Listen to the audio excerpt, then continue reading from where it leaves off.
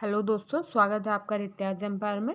दोस्तों हम लोग यूजीसी नेट जेआरएफ की प्रश्न पत्र 1 के जितने भी पीवाईक्यूज हैं वो चैप्टर वाइज कवर कर रहे थे दोस्तों, ताकि हम लोग अच्छे से क्वेश्चंस पीवाईक्यू क्वेश्चंस को एनालाइज भी कर सकें और वो सारा चैप्टर भी हमारा अच्छे से कवर हो जाए दोस्तों, ताकि हम लोगों को कई बुक्स ना पढ़नी पड़े। क्योंकि जितने भी टॉपर्स होते हैं वो भी रिकमेंड करते हैं कि आप लोग पीवाईक्यूज को अच्छे से एनालाइज करें, उसके बाद ही कोई बुक पढ़ें। तो अगर हम लोग चैप्टर वाइज पढ़ेंगे तो हम लोगों के पीवाईक्यूज भी अच्छे से कवर हो रहे हैं और हम लोग उन्हें अच्छे से एनालाइज भी कर पा रहे हैं और वो चैप्टर भी हमारा अच्छे से कवर हो रहा है दोस्तों, क्योंकि हम लोग उसे व्याख्या सहित करेंगे तो सारे जितने भी हमारे की पॉइंट्स हैं वो उसमें क्लियर हो जाते हैं दोस्तों। और इसी का बार बार अगर रिवीजन करते हैं तो इसके अलावा हमें कहीं और से कुछ भी पढ़ने की ज़रूरत नहीं है दोस्तों। दोस्तों हम लोगों की ये रही विषय सूची, ये हम लोग वॉल्यूम फर्स्ट कवर कर रहे हैं। इसके बाद एक और बुक है जो वॉल्यूम 2 है। तो इसका हम लोग पहला चैप्टर है जो टीचिंग एप्टीट्यूड, उसके सारे टॉपिक्स हैं जो उसको भागों में डिवाइड किया हुआ है और वो सारे टॉपिक्स हम लोग एक एक करके, मतलब उस टॉपिक से अभी तक जितने पीवाईक्यू हैं अभी तक हमारे पास वो सारे हम लोग कवर करेंगे व्याख्या सहित, ताकि वो टॉपिक हमारा अच्छे से क्लियर हो जाए और हमें ये भी पता चले कि कौन सा टॉपिक हमारे लिए बहुत इंपॉर्टेंट है और किससे क्वेश्चंस ज़्यादा पूछे जा रहे हैं या किस टाइप के क्वेश्चन पूछे जा रहे हैं। ये भी हम लोग साथ में ही देखते चलेंगे और समझते चलेंगे। पढ़ते पढ़ते हमें खुद भी समझ में आने लगता है कि ये टॉपिक हमारे लिए बहुत इंपॉर्टेंट है। और कई बार दोस्तों वही क्वेश्चन एक दो बार रिपीट हो जाते हैं तो वो क्वेश्चन हमारे दिमाग में एकदम से घुस जाते हैं कि बस ये क्वेश्चन कहीं भी पूछ लिया जाए हम बता सकते हैं। तो दोस्तों इसीलिए पीवाईक्यू को अच्छे से करना है और हम लोग टॉपिक वाइज कर रहे हैं तो इससे हमारे एक साथ कई फायदे हैं दोस्तों। तो दोस्तों इसमें इतने ये सारे टॉपिक्स हम लोग क्लियर कर चुके हैं और जो लोग पहली बार ये वीडियो देख रहे हैं वो लोग प्लेलिस्ट में जाके पहली वीडियो से जाके सारे वीडियोस देख सकते हैं। और आज हम लोग इसका जो जी टॉपिक है ना, अधिगम एवं अधिगम कर्ता, वो कर रहे थे और इसके लगभग हम लोग 20 क्वेश्चंस कर भी चुके हैं और आज हम लोग उसी के आगे से अपनी वीडियो स्टार्ट करेंगे दोस्तों। तो दोस्तों इसका पहला क्वेश्चन है, क्षेत्र आश्रित अधिगमकर्ताओं के लक्षण या विशेषताएं क्या हैं? तो वह हैं, तो नंबर 1 है पाठ्यक्रम गम में निजीकरण लाता है। नंबर 2 है शिक्षक से भौतिक संपर्क कम ही रखता है। नंबर 3 है शिक्षक से निर्देशन एवं प्रदर्शन की अपेक्षा रखता है। नंबर 4 है सहयोग में रुचि व्यक्त करता है। नंबर 5 है अकेले कार्य करने को वरीयता देता है। तो दोस्तों इसकी व्याख्या हम लोग देख लेते हैं। इसका सी ऑप्शन सही हो जाएगा। एक, 3 और 4 क्षेत्र आश्रित अधिगमकर्ताओं के लक्षण विशेषताएं हैं। तो नंबर 1 है वे पाठ्यक्रम में निजीकरण लाता है, वे शिक्षक से निर्देशन एवं प्रदर्शन की अपेक्षा रखते हैं और वे प्रतिस्पर्धा करने के बजाय सहयोग में रुचि व्यक्त करते हैं। अगला क्वेश्चन, नीचे 2 कथन दिए गए हैं जिनमें से एक को अभिकथन ए और दूसरे को तर्क कहा गया है। तो इसका सबसे पहले हम लोग अभिकथन देख लेते हैं। शिक्षण अधिगम प्रणाली को प्रभावी होने के लिए या सावधानी पूर्वक योजनाबद्ध, पर्याप्त रूप से कार्यान्वित और समुचित रूप से मूल्यांकित किया होना चाहिए। और तर्क दिया गया है, शिक्षण अधिगम प्रणाली की प्रभावोत्पादकता शिक्षा की सभी स्तरों के लिए पूर्वापेक्षित है। तो दोस्तों इसका सही ऑप्शन देख लेते हैं। दोस्तों इसका ए ऑप्शन सही हो जाएगा। ए और आर दोनों सही हैं और आर ए की सही व्याख्या करता है। चलिए इसकी व्याख्या देख लेते हैं। अभिकथन और कारण दोनों सही हैं। शिक्षण अधिगम प्रणाली एक प्रक्रिया है, इसे प्रभावी बनाने के लिए कुछ मूल सोपानों, योजना, कार्यान्वयन, मूल्यांकन तथा पुनरीक्षण का होना आवश्यक है और यह सभी मूल सोपान शिक्षा के सभी स्तरों का आधार है। अगला क्वेश्चन है दोस्तों, अधिगम के ज्ञान के अनुक्रम में किस प्रकार का अधिगम नियम अधिगम के तुरंत बाद आता है? तो इसका बी ऑप्शन सही हो जाएगा दोस्तों, संप्रत्यय अधिगम। चलिए इसकी व्याख्या देख लेते हैं। ज्ञाने के अधिगम के ज्ञान के अनुक्रम में 8 प्रकार के अधिगम हैं जो निम्न है। नंबर 1 है संकेत अधिगम, नंबर 2 है एसआर अधिगम, नंबर 3 है श्रृंखला अधिगम, नंबर 4 है मौखिक सहयोगी अधिगम, नंबर 5 है विभेदीकरण अधिगम, नंबर 6 है संप्रत्यय अधिगम, नंबर 7 है नियम अधिगम और नंबर 8 है समस्या निदान अधिगम। अगला क्वेश्चन है दोस्तों, अधिगम परिणामों को इष्टतम बनाने के लिए निम्नलिखित में से कौन से कारकों को वैश्विक संदर्भ में शोध साक्ष्यों की दृष्टि से सर्वाधिक प्रभावी माना गया है। दोस्तों इसका सी ऑप्शन सही हो जाएगा, शिक्षक संबंधित कारक। तो इसकी व्याख्या देख लेते हैं। अधिगम परिणामों को इष्टतम बनाने के लिए शिक्षक संबंधित कारकों को वैश्विक संदर्भ में शोध साक्ष्यों की दृष्टि से सर्वाधिक प्रभावी माना गया है। अगला क्वेश्चन है, मास्लो के अधिक्रम में निम्नलिखित कौन से आवश्यकता बल उच्च स्तरीय अधिगम से संबंधित है? तो नंबर 1 है शरीर क्रियात्मक आवश्यकताएं, नंबर 2 सुरक्षा की आवश्यकताएं, नंबर 3 सामाजिक आवश्यकताएं, नंबर 4 है आत्मसम्मान की आवश्यकताएं, नंबर 5 है आत्मसिद्धि की आवश्यकताएं। तो दोस्तों इसका डी ऑप्शन सही हो जाएगा, केवल 4 और 5। मास्लो के अधिक्रम में आवश्यकता बल निम्न स्तर से उच्च स्तर तक है। दैनिक आवश्यकता भोजन और कपड़ा, सुरक्षा आवश्यकता जॉब सुरक्षा, संबद्धता एवं स्नेह की आवश्यकता, दोस्ती सम्मान की आवश्यकता, आत्मसिद्धि की आवश्यकता। अगला क्वेश्चन है दोस्तों, यह मत की शिक्षण अधिगम स्थितियां सातत्य पर लाई जा सकती हैं जिसका विस्तार स्मृति स्तर से विमर्शक स्तर तक होता है, किसके द्वारा प्रतिपादित है? तो इसका सी ऑप्शन सही हो जाएगा, मॉरिस एल बिगी। अगला क्वेश्चन है, निम्नलिखित प्रकार के अधिगम के लिए सही पदानुक्रम क्या होगा? तो ए है विभेदीकरण अधिगम, बी संकेत अधिगम, सी है अवधारणा अधिगम, डी है समस्या निदान अधिगम, ई है नियम अधिगम। तो दोस्तों इसका सही ऑप्शन ए हो जाएगा, बी, ए, सी, ई और डी। ज्ञाने के अनुसार अधिगम के पदानुक्रम है, सबसे नंबर 1 है संकेत अधिगम, दूसरा है एसार अधिगम। दोस्तों ये क्वेश्चन रिपीट हो रहे हैं क्योंकि उसी टॉपिक के जितने क्वेश्चन अभी तक पूछे गए हैं वो सारे आएंगे, और एक दो बार एक क्वेश्चन रिपीट हो जाता है तो उससे हमारा रिवीजन हो जाता है, टाइम वेस्ट नहीं होता दोस्तों। तो ये क्वेश्चन हम लोग आगे पढ़ चुके हैं अभी। चलिए आगे अगला क्वेश्चन देख लेते हैं। ज्ञाने के अधिगम अनुक्रम में कौन सा अधिगम प्रकार सम प्रत्यय अधिगम के तुरंत पहले आता है? दोस्तों तो इसका डी ऑप्शन सही हो जाएगा, विभेदन अधिगम, जैसे कि हम लोग अभी इसमें जस्ट पढ़ चुके हैं दोस्तों।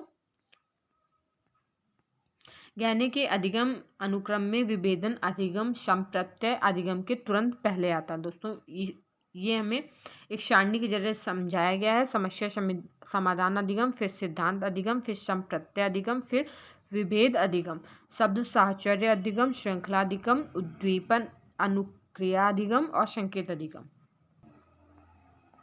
अगला क्वेश्चन है, अधिगमकर्ता के विकास की कौन सी अवस्था में संप्रत्यय अधिगम के संवर्धन के लिए पर्याप्त गुंजाइश रहती है? तो इसका सी ऑप्शन सही हो जाएगा, किशोरावस्था के दौरान। किशोरावस्था के दौरान अधिगमकर्ता के संप्रत्यय संवर्धन की पर्याप्त गुंजाइश रहती है। अगले क्वेश्चन में दोस्तों दो कथन दिए गए हैं। तो पहला कथन है, एक पूरक के रूप में अभिक्रमित अनुदेश सामग्री का अनुप्रयोग अधिगम परिणामों को इष्टतम बनाने की संभावना से भरपूर है। और कथन दूसरा है दोस्तों, आईसीटी का अनुप्रयोग यदि न्याय संगत के रूप में किया जाए तो शिक्षण अधिगम प्रणालियां प्रभावी और कुशल बन जाएंगी। दोस्तों इसका ए ऑप्शन सही हो जाएगा, कथन पहला और कथन दूसरा दोनों सही हैं। चलिए इस अगला क्वेश्चन देख लेते हैं। उन शिक्षण युक्तियों की पहचान कीजिए जो अधिगमकर्ता केंद्रित होती हैं। तो नंबर 1 है सहकारी अधिगम, नंबर 2 है टीम शिक्षण, नंबर 3 प्रयोगशाला आधारित प्रोजेक्ट्स, नंबर 4 है युग्मित या पेयर सहभागी चर्चा, और नंबर 5 है पावर पॉइंट प्रस्तुतिकरण के साथ व्याख्यान। तो इसका सी ऑप्शन सही हो जाएगा, केवल 1, 3 और 4। चलिए इसकी व्याख्या देख लेते हैं दोस्तों। अधिगमकर्ता केंद्रित शिक्षण युक्तियों में अधिगमकर्ता की सक्रिय भूमिका अनिवार्य होती है। इन युक्तियों में अधिगमकर्ता अपने ज्ञान, पूर्व अनुभवों और विचारों का प्रयोग करता है। शिक्षण एक पथ प्रदर्शक की भूमिका निभाता है। सहकारी अधिगम, प्रयोगशाला आधारित प्रोजेक्ट्स और युग्मित पेयर सहभागी चर्चा अधिगमकर्ता केंद्रित शिक्षण युक्तियां हैं। अगला क्वेश्चन है दोस्तों, अंतरक्रियात्मक परिप्रेक्ष्य में अंतर्भूत अभिप्रेरणा के साथ अधिगम प्रक्रिया के दौरान शिक्षार्थियों की सक्रिय भागीदारी के लिए कौन सा अधिगम सिद्धांत सहायक है?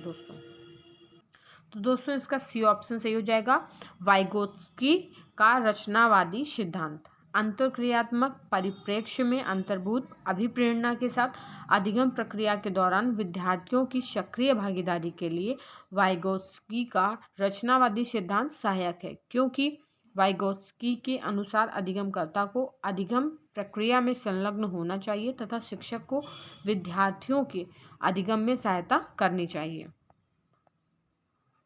अगला क्वेश्चन है, कोई शिक्षक अपनी कक्षा में वांछित अधिगम परिणाम सुनिश्चित करने के लिए प्रश्न उत्तर सत्र का प्रयोग करता है और इस प्रक्रिया में वह किसी विद्यार्थी द्वारा दिए गए कुछ उत्तरों के लिए निम्नलिखित प्रकार की टिप्पणी करता है। हाँ, आप सही हैं, उत्तम। इसमें निम्नांकित में से किसका उदाहरण माना जाएगा? तो इसका ए ऑप्शन सही हो जाएगा, सकारात्मक फीडबैक। चलिए इसकी व्याख्या देख लेते हैं दोस्तों। प्रतिपुष्टि एक प्रकार से प्रतिक्रिया है जो किसी कार्य की प्रकृति को बताती है। वह प्रतिपुष्टि के आधार पर दिए गए उत्तर के प्रति अपना व्यवहार प्रदर्शित करता है। ये व्यवहार सकारात्मक एवं नकारात्मक हो सकते हैं। यदि एक शिक्षक अपने वांछित अधिगम परिणाम सुनिश्चित करने के लिए प्रश्नोत्तर प्रक्रिया अपनाता है और इस प्रक्रिया में वह विद्यार्थी द्वारा दिए गए कुछ उत्तरों के लिए हाँ आप सही हैं, उत्तम की टिप्पणी करता है, तो यह सकारात्मक प्रतिपुष्टि होगी जो विद्यार्थी को प्रोत्साहित करता है। अगला क्वेश्चन है, शिक्षण अधिगम उद्देश्यों के ज्ञानात्मक क्षेत्र में निम्नांकित में से किसे अधिगम परिणामों के उच्चतर प्रकार के रूप में वर्गीकृत किया जाएगा? तो दोस्तों ए दिया गया है ज्ञान और अवबोध, बी है अवधारणात्मक तत्वों का विश्लेषण, सी है अर्जित ज्ञान और कौशलों का अनुप्रयोग, डी संश्लेषण जिसमें विचारों की सृजनात्मक व्यवस्था निहित हो, ई है दोस्तों मूल्यांकन जिसमें आंतरिक एवं बाह्य मानकों के अनुप्रयोग द्वारा निर्णय लिया गया हो। तो इसका डी ऑप्शन सही हो जाएगा दोस्तों, केवल बी, डी और ई।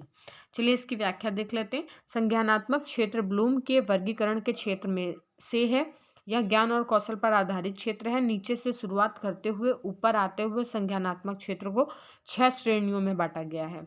तो ज्ञान, बोध, उपयोग को निम्नतर प्रकार के रूप में और विश्लेषण, संश्लेषण और मूल्यांकन को उच्चतर प्रकार के रूप में। अगला क्वेश्चन है दोस्तों, शिक्षक एवं अधिगमकर्ता की भूमिका के बारे में किस विचार संप्रदाय ने अधोलिखित सिद्धांत का प्रतिपादन किया? शिक्षक की भूमिका निर्देशक की ना होकर परामर्शदायी होती है, अतः अधिगमकर्ता बालक की रुचि को यह निर्धारित करना होगा कि उसे क्या सीखना है। तो इसका दोस्तों एनटीए द्वारा यह प्रश्न विलोपित कर दिया गया है दोस्तों। तो चलिए अगले क्वेश्चन की तरफ बढ़ते हैं। शिक्षक की परोक्ष रणनीतियों के अंतर्गत शिक्षण अधिगम उपागम से संबंधित उन विशिष्टताओं की पहचान कीजिए जो सूची में प्रदत्त हैं। तो नंबर 1 है प्रक्रिया में संलिप्तता, नंबर बी संप्रत्यय आधारित विषय प्रस्तुतिकरण, नंबर सी है दोस्तों ध्यानाकर्षण तथा अधिगमकर्ताओं को अनुदेशात्मक उद्देश्यों से संसूचित करना, और नंबर डी है उद्दीपक सामग्री प्रस्तुत करना तथा पूर्वापेक्षित अधिगम के प्रत्यास्मरण को उद्दीप्त करना। और दोस्तों ई दिया गया है विद्यार्थियों को अपने अनुभवों से संदर्भों के अनुप्रयोग के प्रति प्रोत्साहन। तो दोस्तों इसका सी ऑप्शन सही हो जाएगा, केवल ए, बी और ई। चलिए इसकी व्याख्या देख लेते हैं दोस्तों। अप्रत्यक्ष अधिगम रणनीति अधिगमकर्ता केंद्रित शिक्षण प्रक्रिया है। यह अधिगमकर्ता को अधिगम के सभी पहलुओं में लाभित करता है। प्रत्यक्ष अधिगम रणनीति में ऐसे कई दृष्टिकोण हैं जो छात्रों या विद्यार्थियों के अवधारणा को प्रारूपित करने, अवधारणा को प्राप्त करने, समस्या को हल करने तथा निर्देशित जांच में मदद करता है। अतः दिए गए सूचियों से शिक्षण की परोक्ष रणनीति के अंतर्गत शिक्षण अधिगम से संबंधित निम्नलिखित पहचान है। प्रक्रिया में संलिप्तता, संप्रत्यय आधारित विषय प्रस्तुतिकरण, विद्यार्थियों को अपने अनुभवों से संदर्भों के अनुप्रयोग के प्रति प्रोत्साहन। अगला क्वेश्चन है दोस्तों, अधिगमकर्ता की निम्नलिखित विशेषताओं में से उन विशेषताओं की पहचान कीजिए जो क्षेत्र स्वायत्त अधिगमकर्ता से संबंधित है। तो दोस्तों ए दिया गया है तथ्यों और सिद्धांतों पर ध्यान केंद्रित करना, बी है दोस्तों अवधारणाओं और सामग्रियों के वैश्विक पहलुओं को समझता है, सी है प्रतिस्पर्धा करने को अधिमानता देता और पसंद करता है, डी है स्वयं द्वारा सूचना व्यवस्थित कर सकता है या सकती है। तो दोस्तों इसका सी ऑप्शन सही हो जाएगा, केवल ए, सी और डी। क्षेत्र स्वायत्त अधिगमकर्ता स्वतंत्र रूप से रहने पर जोर देता है और शिक्षकों तथा दूसरे अध्यापकों पर कम निर्भर रहते हैं। यह आसपास के क्षेत्रों से अलग तथा स्वसंचित परिस्थिति में काम करना पसंद करते हैं। यह आपसी स्पर्धा के लिए तथ्यों तथा सिद्धांत आधारित ज्ञान पर निर्भर रहते हैं। तो अगला क्वेश्चन है दोस्तों, विद्यार्थियों की अकादमिक सफलता के लिए निम्नलिखित में से कौन न्यूनतम रूप से महत्वपूर्ण है? दोस्तों इसका सी ऑप्शन सही हो जाएगा, विधिक सक्षमता। चलिए इसकी व्याख्या देख लेते हैं दोस्तों। विद्यार्थियों को अकादमिक सफलता किसी एक कारक पर निर्भर नहीं करती है। यह वह पद है जो कई प्रकार के कारकों से मिलकर बना होता है। यह आवश्यक ही कहा जा सकता है कि विद्यार्थियों के अकादमिक सफलता के लिए विधिक सक्षमता न्यूनतम रूप से महत्वपूर्ण होती है। निम्नलिखित कारक छात्रों के अकादमिक सफलता और शैक्षिक उपलब्धि के लिए जिम्मेदार होते हैं। नंबर 1 है विद्यालय का वातावरण, नंबर 2 है सामाजिक आर्थिक स्तर या सामाजिक सक्षमता, नंबर 3 है पारिवारिक वातावरण, नंबर 4 है शैक्षिक सुविधाएं, नंबर 5 है भावनात्मक सुविधाएं, नंबर 6 है संज्ञानात्मक सक्षमता या संज्ञानात्मक शैली, नंबर 7 है शैक्षिक आकांक्षा स्तर। अगला क्वेश्चन है दोस्तों, कॉलम ए को कॉलम 2 से सुमेलित करना है दोस्तों। तो चलिए इसकी व्याख्या देख लेते हैं दोस्तों। इसका बी ऑप्शन सही हो जाएगा और हम लोग सीधे व्याख्या की तरफ बढ़ रहे हैं। ए वाचन वैकल्य, इसका सही हो जाएगा पठन में कठिनाई। बी है लेखन वैकल्य, इसका सही हो जाएगा लेखन में कठिनाई। सी है परिकलन वैकल्य, तो गणित के कार्य में कठिनाई। वैकल्य का मतलब दोस्तों कठिनाई है, ठीक है। तो वाचन मतलब बोलना या पढ़ना, तो पठन में कठिनाई हो जाएगा। लेखन मतलब लिखना, तो लेखन में कठिनाई। तो ऐसे ही डी हो जाएगा ADHD, तो ध्यान केंद्रित करने में कठिनाई।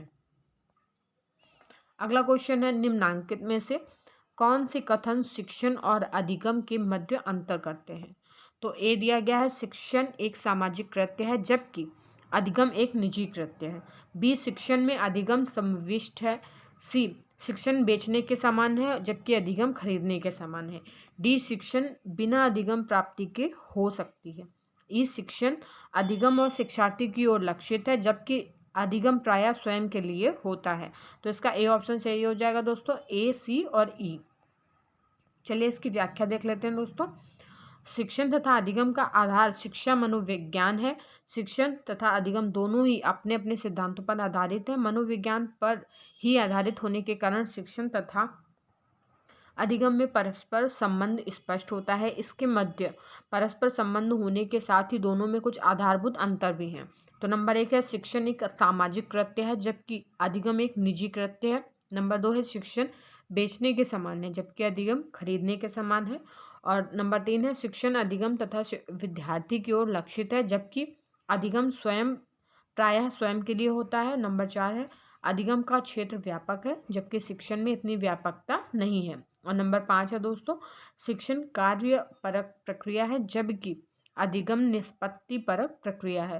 दोस्तों आज की वीडियो में इतने ही क्वेश्चन रहेंगे और इसके अगली वीडियो में हम लोग इसके आगे के सारे क्वेश्चन कवर करेंगे दोस्तों। तब तक आप लोग अगर ये वीडियो पहली बार देख रहे हैं तो प्लेलिस्ट में जाके सारी वीडियो को देखिए दोस्तों और इसका बार बार रिवीजन कीजिए। आप लोग को कहीं से कुछ भी पढ़ने की ज़रूरत नहीं है दोस्तों।